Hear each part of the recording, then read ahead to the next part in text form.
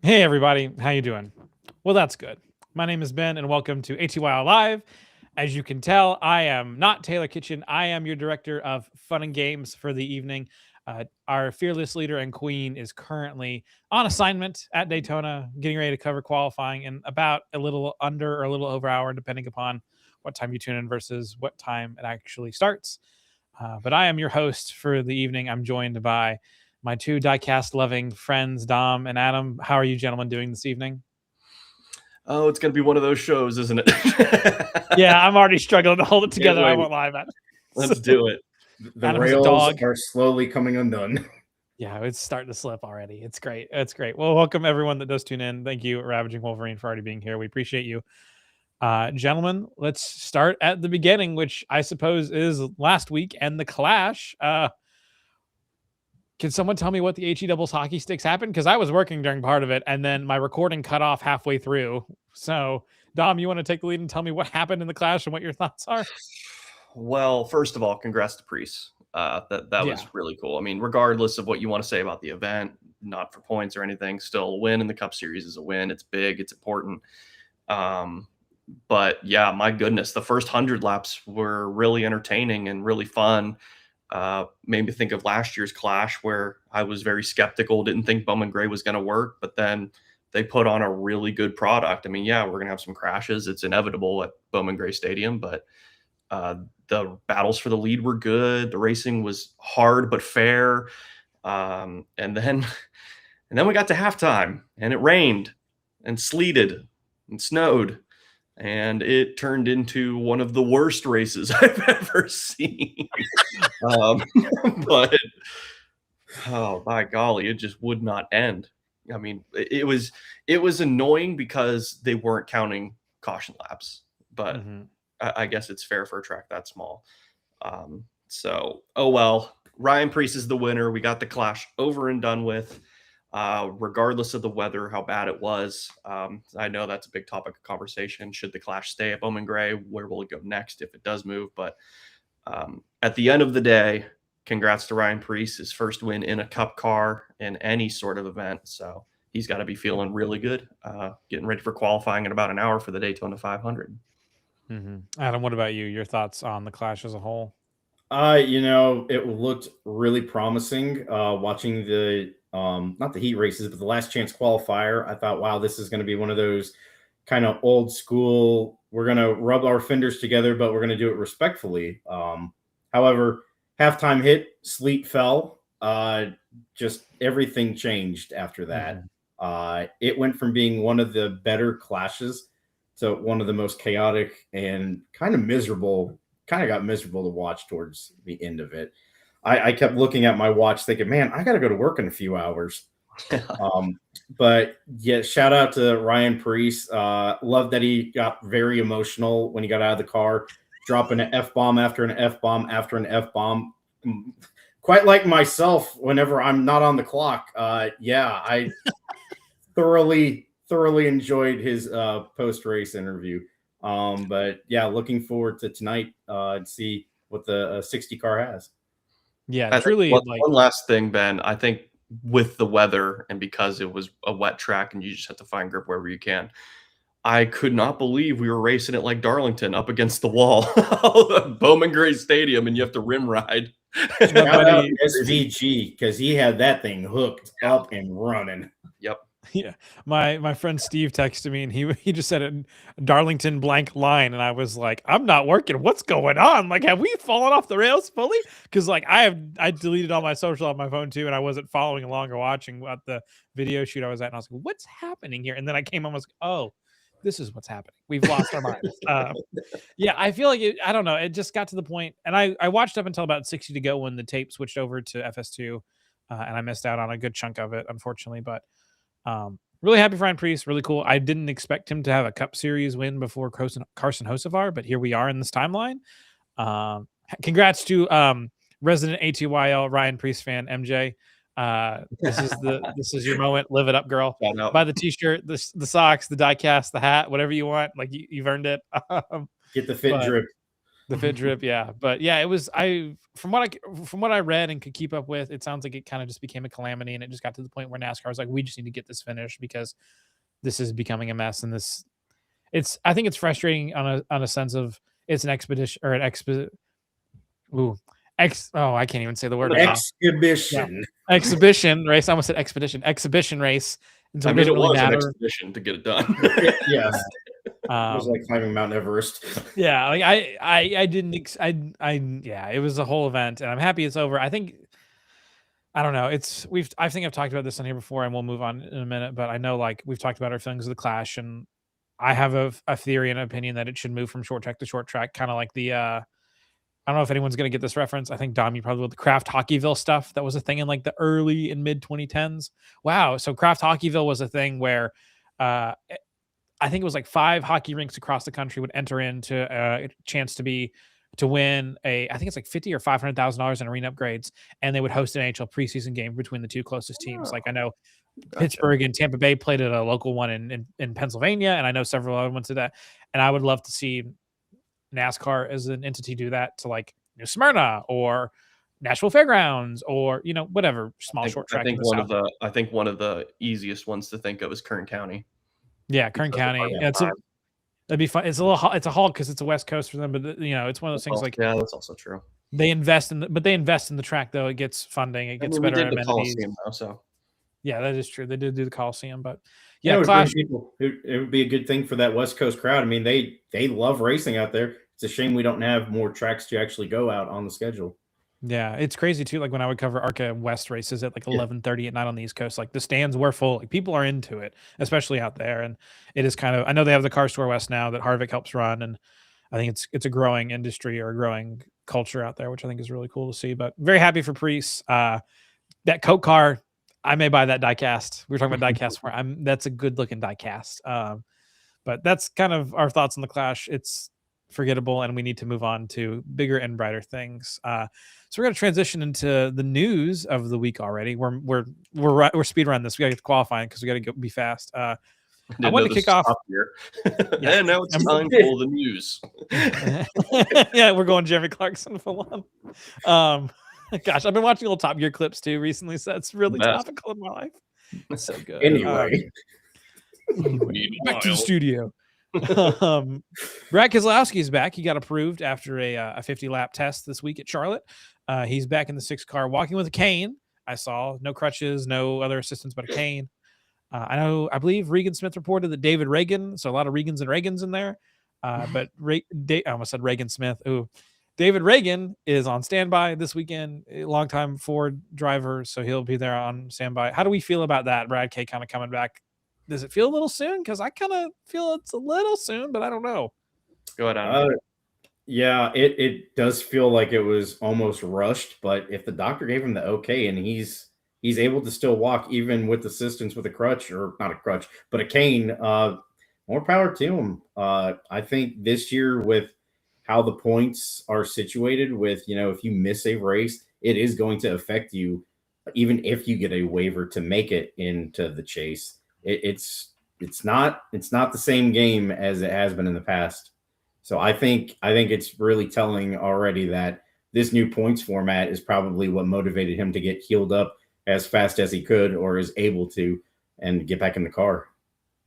Mm-hmm. Yeah, we'll just have to wait and see with Brad. I mean, obviously we all fear for what the worst could be is that he re-injures himself in any kind of crash in the Daytona 500. It could even be by like a single car incident where he blows a tire or something. Like it doesn't take much for any kind of car wreck to mess you up. So if the doctors gave him the okay and NASCAR gave him the okay after a test, then I mean, more power to him. But I think we'll all have pins and needles under us watching him race if he's getting up there for the lead and things are getting a little choppy as they always do towards the end of the race. But I mean, the one thing that we're all saying is, I mean, this is old school. This goes to show how bad he wants to win the Daytona 500. It's thinking off the top of my head, it's aside from All-Star, it's the only crown jewel he's missing. So yeah, yeah, this is a big deal for him. It shows how important it is to him, which is a great thing for our sport to show a guy that is not 100% healed, but is forcing himself into that car to try to win the Great American Race. It's like, this is what Bill Elliott, Ricky Rudd, Davey Allison, this is what they would all do. Just bite your lip and get through the race. Those points mean everything. Yeah, in my mind, like I've been equating it to because it's how long has it been? It was like in December when he got hurt, right? Yeah, I believe so. Yeah, Yeah, he right was around skiing. Christmas. Yeah, Yeah, and in my mind, I keep equating it, especially now that I know that there's a reserve driver. I keep equating it to Earnhardt in '97 when he hurt, or I think it was '97 when he gets out at Indy. yeah. That The was either shoulder blade. Yeah, the 96. shoulder blade. '96. Yeah, I think it was yeah, that's right. 96. He gets 96. hurt. He gets hurt at Dega, and he struggles through the rest of the season. And he gets out of the car at Indy. I think Mike Skinner takes over for him after like 3 or 4 laps. Like I feel like tomorrow will be, tomorrow because tomorrow's the duels. It'll be a good test for Brad to see just how he feels and how he fits. It's nice that he gets. It's not just like a regular Cup weekend where he just gets thrown right in. He gets a couple minutes of practice, a couple minutes of qualifying, and then he's got to go run December 28th. Okay, so it's right after Christmas. Thank you. But like he gets to run a little short 70 lap, 60 lap race or however many it is. I think it's 75. I should know this. I'm hosting the show for God's sake. But he gets to have a little feel out session and feel out. Okay, I think I could do this 18th. Oh no, you're good. It was December 18th, so it was before Christmas. But he gets to have a little feel out session, kind of feel out what he thinks he's comfortable with, what he can do. Because I could totally see a situation. He starts, runs to the first caution or the first stage break, maybe, and then hops out of the car and says, Reagan, you take over. Like, it's getting too dicey. I don't want to risk it. If we got to keep this going for the next 5 weeks, we can keep it survivable. It's definitely interesting. I've never broken a bone, believe it or not. For everything that's happened to me, I've never broken a bone, so I can't imagine coming back from this. Obviously we had Kyle Busch in the 2010s break his both in break both of his legs or parts of legs. I don't know what you want to call it now. I'm not a doctor, and come back. But that was a different format, and it's also very Ricky Rudd-esque. Like, I'm going to take my eyes open after getting them blacked and swollen so big to race. I'm going to walk with a cane just to make sure I can race. So it's definitely a good point that you made too, Dom, about we've seen some really big hits here in the past few years with this car too. Like, if I'm him, I'm a little nervous, I feel like. But well, I think that's just a competitor in him too. And I mean, he came into the sport during the COT era too, so still kind of that blue collar kind of deal. I feel like a guy like Zilich, maybe they would be more careful. He would want to play the long road of this. Like, Brad is towards the end of his career, and he knows he doesn't have many Daytona 500s left. And it's not like Jimmy Johnson, where he's out here racing because he loves it. He's got nothing else to prove. He's already got 2 of them.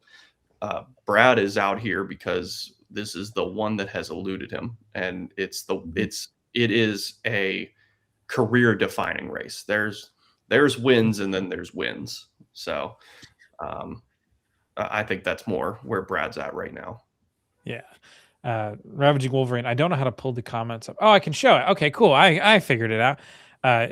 Chase missed 6 races with his leg injury. Not sure how Brad's career is. I don't know. I'm a doctor. So, I will go ahead. I will say, I don't know. Did you watch the clip that Pockris posted today where Brad talks about it? I didn't know. So there's a joke in it, and it's that Chase Briscoe walked up during the media scrum, and he opens with Chase from chasebriscoe.com.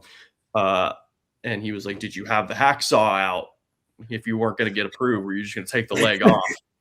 And Brad said, jokingly or not, he's like, I get why guys in the Civil War would just take it right off, because like when it happened, it was the worst pain I've ever experienced in my entire life. And I honestly feel like just cutting it off would have felt better than what I felt.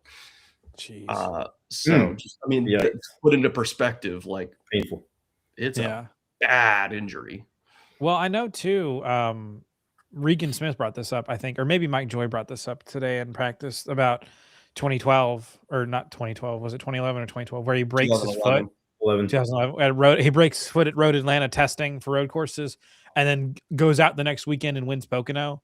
Yep. Like I remember watching that live. So like I've His never broken ankle the bone. is as a baseball. Yeah, that that photo like so burned big, into my frontal cortex forever to think about. like swollen. Yeah, it was huge. And so if there's anyone out of the current Cup Series roster that I think is quote unquote tough as nails, I would argue it's him, especially with breaking a leg now and doing this. And he just talked about having that much pain, and now he's going to run a 500-mile race in a car that we've seen really extreme hard hits in the past few years happen. So definitely an interesting weekend, and honestly a few weeks for Brad at this point. I would be very curious to kind of see how the next 5-6 weeks unfold for him, and kind of just how it flows. So 100%. Yeah, because I mean, who's to say because it's the 500 he puts himself through whatever to get through it, and then we go to Atlanta Echo Park, whatever you want to call it, and he just runs to the first yellow and gets sucked out. But because it's the 500, he wants to see it through to the end. So you never know. Yeah, it'll be an interesting situation to monitor. Adam, were you going to say something? No, I was agreeing that out of the drivers currently in the Cup Series, I definitely would put Brad either the guy or definitely in the top 3 of the tough ones. Just knowing the Keselowski family, racing family. Look at Bob. That dude was a hard MFer. Yeah, he was. And he like God rest his soul. It's also a weird year for injuries because Denny Hamlin's racing with his shoulder issues again. Like, another injury. Surgery on it. Like, and he told the media today that it was sore after the clash.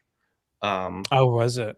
Which he was like, it was a little bit better than what it was before the surgery, when it was at its worst.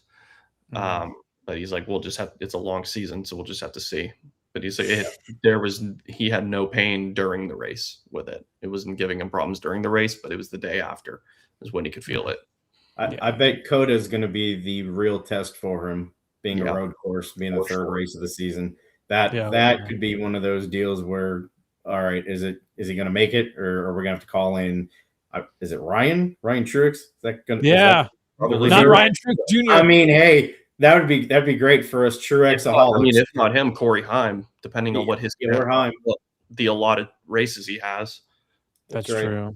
There's definitely could be the year of the reserve driver. Hey, could be 2026, man. We can find some people to fill in. Talking about approvals, though, we also have a second approval in the trucks. Garrett Mitchell, aka Cletus McFarland, is his YouTube handle is known as. He got approval after the Truck Series and No Apps, the O'Reilly Auto Parts Series. It's hard because I'm used to one word. It's the Busch Series, the Nationwide Series, the Xfinity Series, the Craftsman Truck Series. That's 4, but counting NASCAR, but that's it's shorter. But anyway, Cleese McFarland has been approved to run the truck race at Daytona, which is an insanely stacked field now, is what I'm realizing. Like this may be this can go one of 2 ways. This will either be a certified hood classic or this will be a dumpster fire. That's so it's good when it's the truck race and my dad is talking about how excited he is to watch the truck race. Because this is the most excited he's prepared for Tony to just clean somebody out to win the race. Oh yeah. I mean, I wouldn't put him past it to do it. Okay. Anything for a win. You got absolutely nothing. I made a good point for Tony. Like if he's in the lead and it's a green-white checker, he's going to smoke someone in the restart zone because he's got that reaction time down to a science now. Yes. I think I said it in the ATYL group chat where I was like, this ends one of 2 ways. Either he wins this race or he fist fights half of the truck garage in the garage. Like they're going to go at each other. Grand National's 3 words. Sorry. But I'm used to, I wasn't alive when Grand National was a thing. I'm sorry. I was born in 1997. And I can't control that. But Cleese McFarland gets approved. A stacked truck field. Like this is an insane truck field. Carson Hocevar's in it in the 77. I genuinely have not been this excited for a truck race in probably the last 10 years, honestly. Yeah. This is the most excited I've been to for a while. And you have the new list. You're good. You have like you have the unanswered question of Ram in this field now Yeah. with Colleague. Yeah. You got Justin Haley back who went to the final, went for a championship several years ago and had a career, now is trying to rebuild it in a lot of ways. Yeah, it's such an interesting dynamic. You have Mini Tyrell, who's going to be running, like a rookie that just won the show that I watched none of because I didn't even know it was airing. Dig at Fox on that one. I'm vamping till I'm vamping. But So do you want, here's the all-stars, if you will, that are in the truck race aside from the regulars. Michael McDowell's in the 7. oh yeah. Yeah, I got Butterbean for Oh yeah, Butterbean makes his debut in trucks. Justin Haley's again full-time in the truck series. So you've got big time experience there. Tony Stewart, Tony Breidinger is in the 27 for Rackley. Yeah, Frankie Muniz, Chandler Smith is back. Travis Pastrana in the 42. Oh, yeah. Hell yeah. He's back. Travis he joins Pastrana. the fleet from Nice. Ricky Stenhouse Jr. for Nice as well. So there's a Daytona 500 champion there. John Hunter Nemechek in the 62 for Halmar Friesen. Oh, okay. I didn't know Corey about that one. LaJoy in the 75 for Henderson. Carson Hocevar in the 77 for Spire. With IKEA. Christian Eckes is back full-time in the 91 for McAnally. And then it's just the rest of your full-timers. Yeah, this is crazy.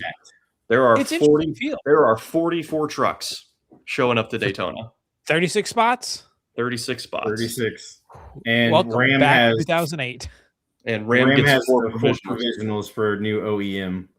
So there'll be could be 40 total trucks then if the Ram guys just blow it in qualifying. Yeah. Either that or they just switch it up to keep them in and someone else has to go home.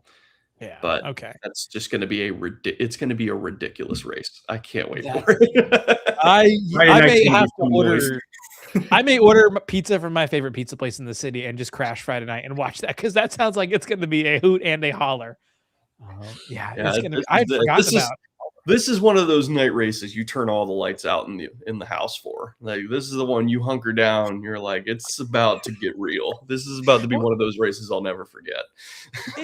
It's crazy to me, you just saying those names too, that we're talking about Ricky Stenhouse Jr. having a Daytona 500 and Tony Stewart not. Like, that just feels weird to say out loud.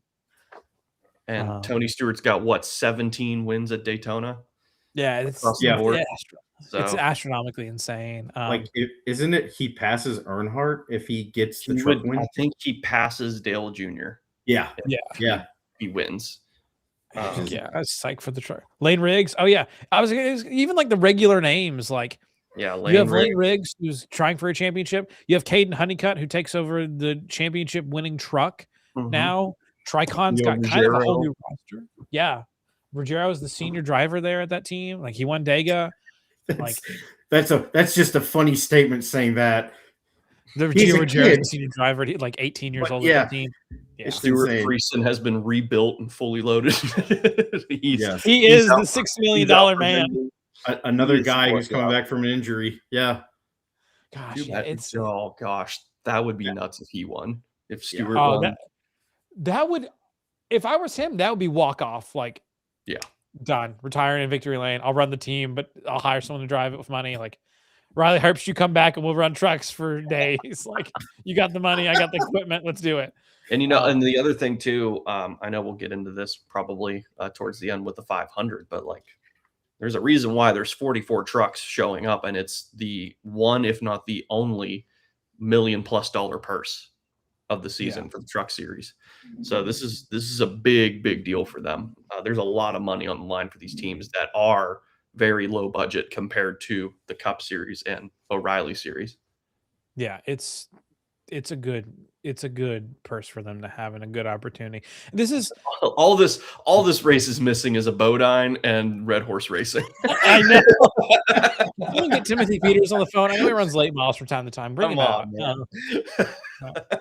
Talking about trucks, though, I want to switch to a really cool thing that Nice is doing in the trucks, but also just several other teams are doing. A lot of teams are doing Greg Biffle tributes, changing the number fonts up. all of the Nice Motorsports trucks have switched to the old Roush 6 or 16 font. It's really cool to see. It kind of like funks with my brain in some ways. Like it just looks, it's like someone grabbed my glasses the funny way, and I'm like, oh yeah, that's the font on a 4 or a 14, which is really cool. And then the Cup Series, all the Roush Fenway Keselowski cars are running it, which is really cool. You got the 4th one with Corey LaJoy running the part-time deal in the 99. My camera's lost focus, and I'm disappointed by that. You're good. You're good. And then Allmendinger in the 16 will have that fun as well for college. He's actually, which is such like a clean look. Like I saw it today in practice, and I was like, it just feels right. It flows perfectly. So it's really cool to kind of see the tributes kind of pour out to Greg Biffle. We are the dashing. I'm not dashing. The other two are. Get out of really the close to the tributes. We love you. We love you too. But it's cool to see the tributes come out for Greg Biffle. Really cool opportunity to see him get honored in a cool way. Yep. I have to say though too, I think I said this in the group chat too. I've talked about the group chat a lot, so I apologize. But the 6 car, like the Castrol car with that 6, looks good. That looks like that's fire. Looks good, and it's like full season type. Like that's fire. Like if that was full season, even if he wins this race, if he wins the 500, Brad Keselowski or David Reagan, if he's in the car, I would buy that diecast just for that because it looks so good. Like that 6 looks so good. The 17 looks a little, the 99 looks a little, the 60 looks fine. I'm used to the 60 in some ways, but like and Norm. Yes, sorry, I forgot about Norm Benning. Don't forget Storm and Norm. Storm and Norm Benning out here in the 6 truck as well. But yeah, several teams running the different back. What's that? He's got to get the 57 back. The 6 is just an odd fit for him. I missed the one off. I think it was 09 when he tried for the 500 in a Cup car, and like the car was like black and gray. That was it like the 84 or something? Or no, it was the 57. Yeah, because that was like he did try the 84. I think like in the late 90s. Yeah, I don't know. It was a little while ago, but yeah. So yeah, really cool to see the Greg Biffle stuff go down. I'm really happy for it. Really happy for him. Changing gears now. I kind of wanted to preview some new faces and new places for this year from any of the top 3 series. I don't have all of them listed down. I have a lot of the O'Reilly stuff noted down because I did a write-up for it on ATYL.com, abovetheline.com. Go check it out. Shameless plug, please. Taylor will fire me if I don't get more clicks on my articles. Please. I need this, guys. I need this job. You guys can click on my stuff too. I got a lot in photography. He does. Check it out. ATYL.com, abovetheline.com. Also, I don't have the sponsor cards, but I'm going to shout the sponsors. Race.shop for all your trading card needs. And then Benzik Design stands. Other side, Ben. Yeah, whatever. Get your Benzik Design stands. Matt Benzik, I love you. That's it. Sorry, Adam, what were you going to say? Oh, I was going to say, don't forget also. Now's the best time for me to just go ahead and promote. Go ahead and do the promo. Organization. Oh my gosh. This is our agenda for the night, boys. New faces, new places. Suarez is in the 7, which I don't know how I feel about still.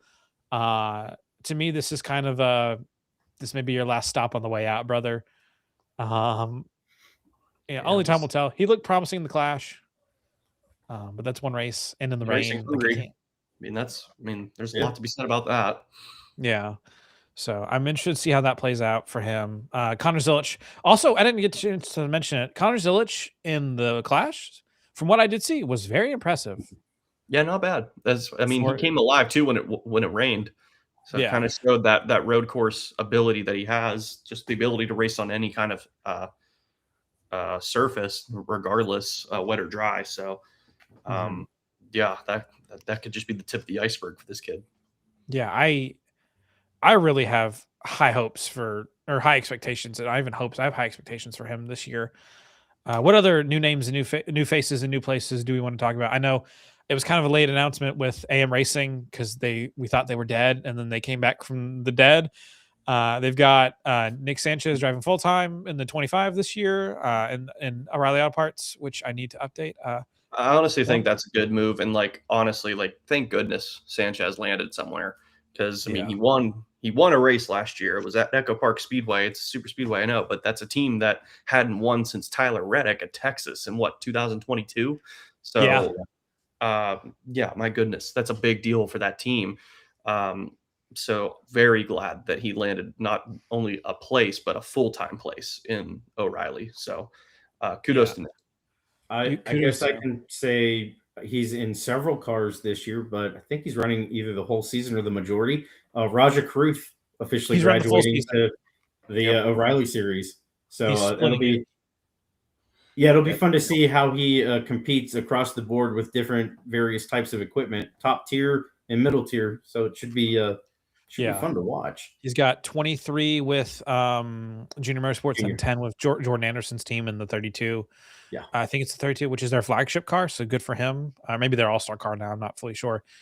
There's several different guys throughout the field. I know Zilich and Karskoff split the one now as well.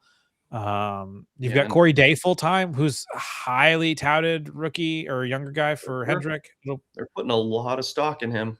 I'm interested to see what happens. I mean, I feel like now with Hocevar signing that multi-year extension, I feel like now that shows Corey Day's the heir apparent to the 48. Yeah. But supposedly we'll just have to wait and see. 2026 could, I mean, just thinking about like if you need a reason to be excited to watch the O'Reilly Auto Parts series, like the 17 car is racing for his Cup career this year. I mean, simple as that. Yep. Like how soon do you want to get to the Cup Series? Because depending on how you run this year, it could be next year. And by the way, your seat has 7 championships in it. Yeah, so, you're taking one of the third most iconic number in NASCAR, 4th maybe. It's top 5. Top 5 for sure. Yeah, I would argue the 43, 3, the 21, the 48, and the 24. Yeah, put the 18 up there too. Yeah, it's like definitely top 5 or 6 numbers of all time. Like those are massive shoes to fill for him. So I'll be curious to see how he pulls out. LeVar Scott moves up. He graduates from ARCA to take over the 45 for Alpha Prime. Excited for him. He's a very nice guy. He was a very nice guy to me the few times I've met him. The Viking Motorsports crew expands to 2 cars. Anthony Alfredo joins, as well as Parker Retzlaff. Yeah, so they join. There's several seat shuffling. I know Ryan Ellis moved. I know Josh Williams is back at DGM. Corey Heim to the 48. Wow, I don't think Toyota gives him up though. No, because he's under a contract with 2311. Yeah. I know at least for this year. I think it's the same deal as Zilich. It's that, you could argue, he could go to the 48 because he's got the Chevy deal. It's like Trackhouse know what they have, and they locked him down. And I think 2311 is going to do the same with Corey. Yeah, I don't. Corey Heim's such a weird egg to me, not in a bad way, but just in like where can he go? Because we talked about the Gibbs stuff before, and I feel like that. I'm not trying to throw rumors out there, but I know there are reasons that he's not at Gibbs and 2311's hitching their wagon to him. But I just don't know. Like, I could totally see them dangling a carrot on the stick and a bunch of money and saying, "Hey, man, come race Chevy." You never know. Especially if Corey Day kind of flummoxes and falls on his face this year, and they say, "We need to have you here for 2 more years now because you've just struggled that bad. The transition's not there yet." I could totally see it happening, especially depending upon how these 12 races for Day go in Cup. So also Heim's running part-time, or no, they have 2 full-time cars now, and for Sam Hunt now. That's correct. 2 full-time cars. Harrison Burton is running it along with Dean Thompson. They're taking over the Sam Hunt banner. We still don't know Corey Heim's Starbucks order. Don't go to Starbucks. Go to local independent coffee shops, kids. I can say that because Taylor's not here. Toyota has a logjam. Yeah, Toyota is starting to. We're seeing it evolve again, because we saw this evolution in like the early 2010s, and now we're seeing it again where Toyota has a logjam. And it's starting to show itself really bad. Guys, Gio Ruggiero. Oh yeah, Legacy is an interesting one too. I remember like the whole thing that like Corey Heim could go to Legacy. That could be a thing too. They put him there for a little bit before they can move him to 2311. I don't know, because I think Pocker's talked about this, and I feel like the the feel is that Legacy doesn't want to just become a cup pipeline team where guys are it's just a rotating door or a revolving door. They want to build a concrete organization that can compete for wins and championships. And there's only one way to do that, and it's to sign guys for the long haul. Yeah. We're not talking the Roush 15-year contract, but like they don't want to just be like, okay, the 43 driver changes annually because they're getting graduated up. But even then, like with Toyota, because we saw this for the long haul. I mean, it was the downfall of Matt Kenseth because they had nowhere for Eric Jones to go after Furniture Row closed.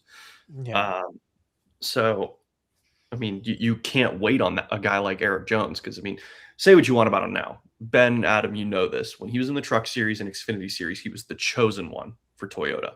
He was God tier. So, like you couldn't just demote him back because guys like Hendrick, guys like RCR, guys like Roush, guys like Penske were going to pounce. Yeah. I mean, you even see that with Jesse Love. Like he was going to be Toyota's golden boy, and then they couldn't really find a place for him to go. And so he said, I see ya, and then jumped to RCR and took over the 2 and now is a champion. It'll be interesting. I also learned, I didn't know this until listening to the Teardown preview this past week with Jeff Gluck. I didn't know Legacy has no affiliation with Gibbs and TRD. Like they are going. I didn't realize that. I did not realize they were fully on their own, which makes sense of why they've hired everyone formerly in the Cup Garage. Yeah. Legacy gets Jesse Love. I don't know if Legacy gets Jesse Love, but I mean, you never know. Crazier things have happened. I didn't expect Matt Kenseth to go to Joe Gibbs way back in the day. But I think Jesse jumps to Cup before Austin Hill does. I could see that happening too. I could see Jesse hopping the Cup before Austin Hill. I think Austin Hill's kind of where he's at. Ravaging, you think Legacy will have a third car in 2027? I could see it, but it depends on this year and how it goes. They clearly, like we've talked about, they want to invest in John Hunter Nemechek and Eric Jones, which I can't blame them. Like, I think those are, well, I have my thoughts on John Hunter Nemechek, but I think Eric Jones is someone worth investing in. He's a consistent driver. I think I'll be curious to see if we have another third year where they do a slow start like they do. And then by the middle of the season, they're like, oh, we figured out we're driving race cars. We're not like building toasters. And then they start doing really well. And then by the end of the year, they're like, oh, yeah, they're 20th in points again. So, How do we feel about catch on like they did at the last quarter of last season right away, could be a whole game changer for the outlook. Yeah, that's true. If they can keep the momentum going. How do we feel about Haley Deegan coming back? She's running ARCA West for McAnally. I mean, she's in top tier equipment again. It's time to perform. Yeah, that's all. Yeah, that's really all you can say. She was in it before, did really well. It's interesting you say that. I don't have my finger on the pulse of ARCA West as much as I used to because I like my sleep on Saturday nights. I will say this though. I didn't follow it as close last year. I did the year before. McAnally was kind of out to lunch in the ARCA West program. Their problem was they expanded. They had like 5 cars in every race, and they had 2 full-time ones at one point. It was just a mess. They had Eric Johnson and I can't remember who drove the 16 now. It's been forever, but because that was name a guy. Oh gosh, Todd Pursley. It was not Todd Pursley. Ekis. Eakes. No, it wasn't Todd. No, I can't remember who it was. I can see it's Trump, Jake Bowman, maybe. I don't know, but it sounds like now they're back to 1 car. You've also got Sean Hingarani, who's a former ARCA West champion, back. He's taking over the Todd Souza 13 ride that won the West title last year, I think it was, with Tyler Reif. No, I redacted. That was 2 years ago instead. Last year, Tanner Reif took over 13 and struggled in it. I'm getting off topic, I know. So yeah, very interesting. Legacy bought the charter from the Rick Road charter, and is currently introduced for RFK. That's okay. That's the one that's caught up in legal. That was the lawsuit one. Yeah. The lawsuit, the other lawsuit one, mind you. There's multiple. Yeah, we're just throwing lawsuits down, right? Bro, even in court, they can't get the attention from the big dogs. Daniel Suarez doesn't do well at Spire, so he goes to RCR Junior Motorsports in 27. Maybe that. Junior. I feel like that was. I feel like that was kind of the Junior written Star. thing. Yeah, I think that was kind of the written thing was that he would end up going to Xfinity this year and he didn't, or no O'Reilly's and he didn't. That's twice now, Ben. Put your dollar in the jar.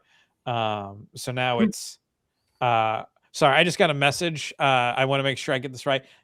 Taylor just texted me directly and said, I need to shout out NASCAR.shop. Okay, I couldn't remember the link earlier. NASCAR.shop. I'm sorry. If you ever meet me in public, I'll let you smack me in the face for getting this wrong. I'm so sorry. NASCAR.shop. Get your trading cards. They're really cool. I have several. I just don't have the displays to display them yet. But he's a really good guy. He works well with Taylor. He's been a partner with us for almost a year now, right? It's been going on a year. Coming up on a year. Yeah. Yeah, it's been coming up on a year. So NASCAR.shop. Thank you so much. I don't have the QR code because I didn't get any of the assets in time because I was lazy and was making dinner. So I apologize to you, sir. I will make it up to you. I'll get it tattooed on my body. I actually won't do that, but I said it on the internet, so now I have to do it. Someone's going to hold me to that in the court of law. Thank you for being a partner for us. We really appreciate it.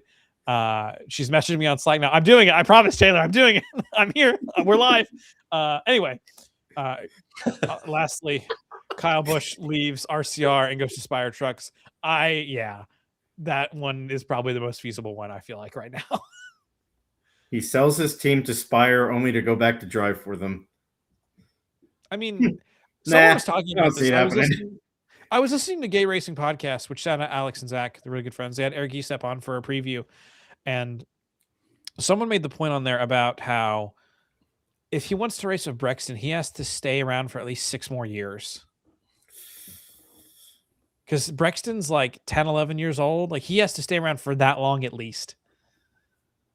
I can see him do it. I mean, it's all he knows, but he just needs to get out of RCR. Yeah, I think it's a very unhealthy relationship there. I could honestly... He could be that 48 car. Come back to the promised land. I don't think he goes back to Hendrick. That bridge got burned. I think the only place he could land maybe is JGR. And let him do a farewell on that 18 car. Yeah. I would love to see him come back to Hendrick though. That's such a pipe dream, but like that'd be awesome. It's definitely one. I don't think he goes back. I think he would rather go run an Xfinity car. Like stays at RCR. Like him and Love do ride swap, and Love takes the Cup car and he moves down to the Xfinity too. I mean, he does love the truck series though. Yeah. Let me circle back to what I said about going back to Spire. Let's say he does. He could be one of the few drivers to win a championship across all 3 series. Yeah, and he has talked about that before. Like, it is an interesting proposition for him. I didn't realize that Hendrick Cars was sponsoring the trucks. I hadn't got onto that. Yeah, all of them. I mean, Hendrick Cars is on the quarter panel of Raja Karut's car, and look where we are now. Yeah, that's fair. I won't lie. I did buy the Raja mineral stain T-shirt that they have on Junior Motorsports side this week because it's sick. As you should. Such a good. Yes. I worship Ryan Williams. If you see this, I worship the church of you, Ryan Williams. Like, you are a god among men, and I hope to one day just even meet you. It would be cool to be your friend, but you're too cool for me. I'm a loser. But thank you for your NASCAR designs. Seriously, brother, you're the man. I can only dream of having an ounce of talent that you have. Anyway, that's kind of the news and notes for the week. We are 15 minutes away from the start of qualifying for the Daytona 500, where we sent the front row and the duels tomorrow. So, do we know who the Noble 5 is yet? Jeff Burton, Bill Elliott. No, you're good. That was a good reference. Yeah, I respect the zinger. So I want to start by let's do every series. We're going to name pole winner tonight and front row for the 500. We're going to name we'll name dual winners, I guess. Actually, we won't name dual winners. That would be hard to do. We don't know who's in it. Front row for the 500. Who wins the truck race? Who wins the no apps race? Who wins the cup race? Let's start with the 500 front row. I'm going to make Adam go first because I haven't thought at all about this. Nuriala, what a ball! Man, I'll tell you, I think it's gonna be Ford Power. Give me really. Let me just throw a dart. Austin Cindric, pole winner and give me Josh Berry on the outside. Austin Cindric was fastest in practice today. That's true. But he also had the draft. He had help. So did either of you watch practice this morning? I caught a little bit on watched it when I got home. So Larry McReynolds had a very, very good report, which I will also say this. If this is a precursor to the rest of the year, let me say this. If this is a precursor to the rest of the year, Fox is off to a great start. Okay. I didn't catch a lot of it. I had a mute. The intro was great because it started with Mike Joy with Byron's 500 car. And it was very Ken Squire-esque of setting the stage of this is the most important race of the year. There are going to be 40 cars that want to end up like this one, covered in champagne, in confetti at the Motorsports Hall of Fame for the next 365 days. And like it was just awesome. Super old school. The graphics are a lot better. The reporting was informative and good. Just get that out of the way. Loved. I mean, it was practice, and I loved every second of it. But I will say this. Very polished. Yes, it was very good. I will say this though. Michael McDowell did not practice today because the crew chief, which it's escaping me right now, Michael McDowell's crew chief, but he said we won the pole for the last speedway race at Talladega. And we did that without any practice. So we are sticking to what we know. We are running it through tech now, and we are not going to run a single lap on this car because the last thing we want is to roll out onto the grid, run a couple laps, something goes wrong. We're just going to stick to our game plan. We won pole without any practice last year. We're going to do that again. So McDowell is a really good pick. But I do kind of lean towards Adam here on the Ford Racing side. I think Cindric is a great pick. But I'm going to go ahead and say Ryan Blaney is on pole for the Daytona 500. And go ahead and put old 22 next to him, Logano. Oh. Penske front row lockout. This is interesting. Also, Travis Peterson, not Travis Mack. That's the crew chief for the 71 car. Travis Peterson. I knew it was a Travi. I just couldn't remember which one. I didn't catch a lot of practice today. I was in and out at work dealing with some stuff, and I had it on mute. I know you really couldn't get a read on who was going to be good for pole in practice today. So don't worry if you're relying on what practice looked like. I think every time we come down for speed weeks and pole qualifying, it's just burned in my brain that I think of Hendrick Power. Yep. But I'm going to go off board. Carson Hocevar wins the pole for the Daytona 500. Okay. That's a good one. And I think Chris Buescher in that Ford Power is second. I think that's the front row. Fair enough. I really do. I think those are the two. So front rows. Adam, you had Cindric and Berry. All Ford front row, and Penske front row. Basically, yes. Pretty much, yeah. Dom, you also had a Penske front row, the other two cars. Blaney Logano. And I went off board with Hocevar winning pole and then the 17 starting outside. So I took an RFK Ford. So those are pole and front row predictions. All right. Truck Series. What do we got?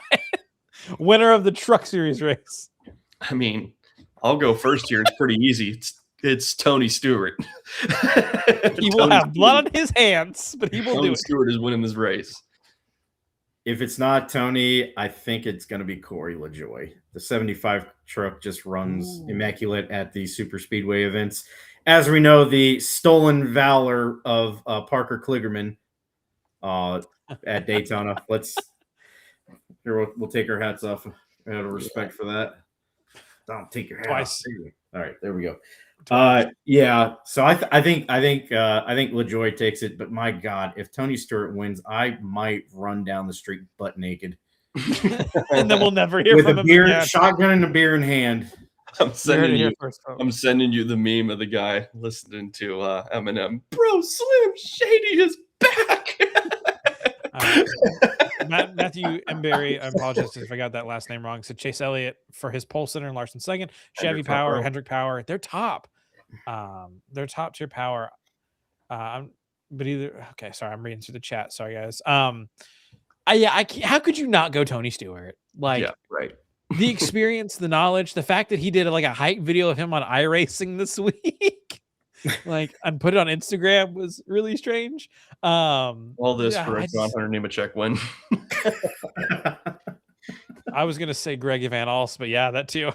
Greg Van Alst. That's name of guy territory. I promise it is. He's in there. He's in that list. Yeah, no doubt. Hell, why don't we just say Norm Benning? Oh, Norm Makes the race and wins it. I mean, Greg Biffle tribute, Norm Benning. Yes. He would have to have 3 wide behind him and whoever's on the bottom, like, pinned with nowhere to go. And he would have to get pushed to the great beyond to win that race. My time has come, people. I must leave. It's the Sixth Sense. I have to go now. My planet needs me. And he sends him a victory lane. All right. That's awesome. Now moving up to O'Reilly Auto Parts Series. Who do we have for winning at Daytona on Saturday night? Go ahead, Ben. You can go first for this one. This is so. I have the entry list pulled up just to I judge. Gotta remember who's who. I mean, you can't go wrong saying Austin Hill. Like, he's just that good on plate tracks. Carson Hocevar's in this race too. He's running the 42 for Young's Motorsports, that team. It's such a strange. You got Allgaier in it. You could see some like Corey Heim running to take Brandon Finger. Oh gosh. I could honestly, I feel like it's a safe bet to go with the 21, but I'm gonna go with Jesse Love. I think Love pulls it off. Rides that championship high and goes into Daytona last year. So, what about you, Dom? I'm gonna give you my true winner, and I really do think it is going to come out of Junior Motorsports. I think Allgaier gets the win, but dark horse, beware Ryan Sieg. Ooh, yeah, Ryan switched Sieg over. Great pick. They switched to Chevy this year. They've left Ford. It was Chevy, and I don't know if they have an alliance with. I don't know who they have an alliance with. I would guess RCR. I would assume, unless the Hendrick team is RCR open there. It has to be, because RCR picked up a ton of alliances this year. Mm-hmm. That's true. They have like half the Xfinity field and some of the Cup field too now. They picked up Rick Ware in the Cup Series. But yeah, honestly, that's a good pick. Personally, I enjoy that because it keeps ECR alive. So I know, same. Shout out. Adam, what do you got for no apps? Oh, all right. He's finally not going to be a bridesmaid anymore. We're going to go for Sheldon Creed. Sheldon Creed. Sheldon Creed, the wheel. I like how Ravaging Wolverine was like, it's not going to be a Ford and it's not going to be Haas. Also, this comment's good. He's going to take Ollie's to the promised land. There might be more Oldsmobiles. Yeah, it's very true, unfortunately. Let's see how they are. Yeah. Okay, hold on. We can do some math here. I have the entry list pulled up. We have 1, 2, 3, 4, 5 Fords. Taking a flyer, Carson Quaffle. That's a good. I mean, that's a Junior Motorsports team. One. Yep. And he's honestly, he's got something to prove right now, I would argue. Yeah. I think he's got something to prove. He's back to part-time. He doesn't have the funding. Like, go out, win Daytona, and knock a home run out of the park game one. No, is he full-time? I thought he was. He's part-time. He's. They're sharing the one. I thought he's sharing the one, but isn't he doing something? I think he's doing the rest in whatever the other numbered JRM car is. I think that's why Rajah can't do the whole year in the 88. Oh, so the other like 9 races or 10 races, and he's not. I'm pretty sure Carson's full-time. It's just. No, the 88 said it was like the sponsor conflict with the specific numbered car is why Zilich is in that car.